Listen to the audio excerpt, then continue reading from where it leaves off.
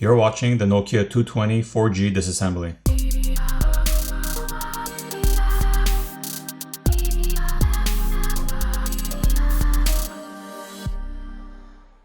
This is going to be a quick and easy disassembly. First, we're going to take the back cover off.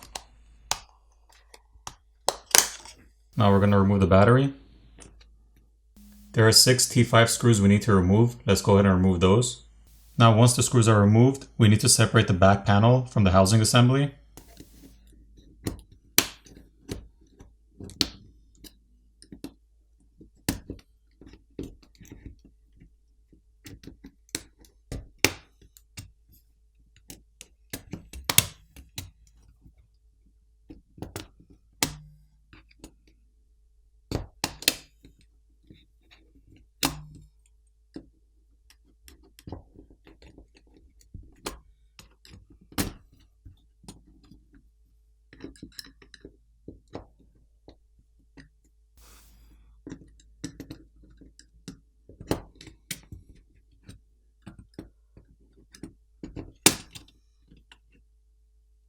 So here's your back panel.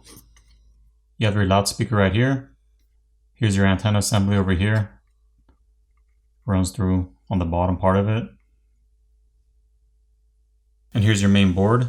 We're going to disconnect the screen cable over here, popping it off. Now we're going to lift up and remove the main board. Here's a better look at your main board.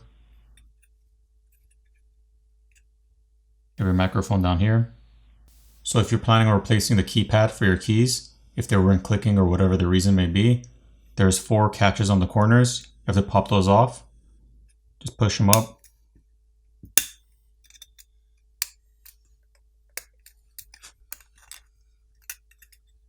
Comes off like that.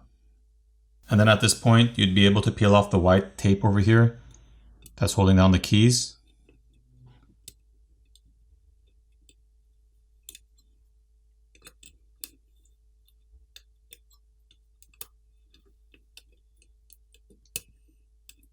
You can see the metal keys underneath it. So these are basically what clicks. And you'd be able to put the replacement sticker back over with the keys. Now to remove the camera, just disconnect it from the main board, and it's held on with some adhesive.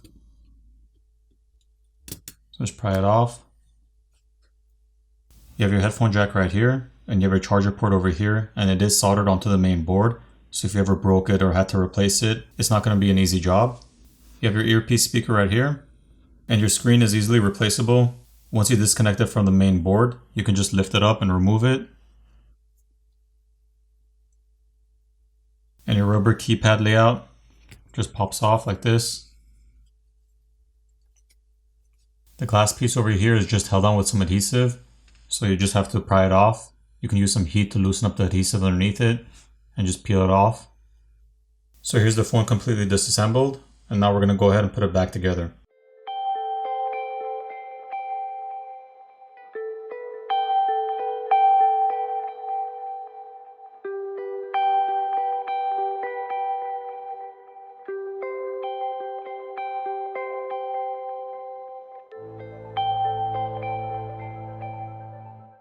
Once all your screws are back in place, put your battery back in, put your back plate back over, and then go ahead and power it on.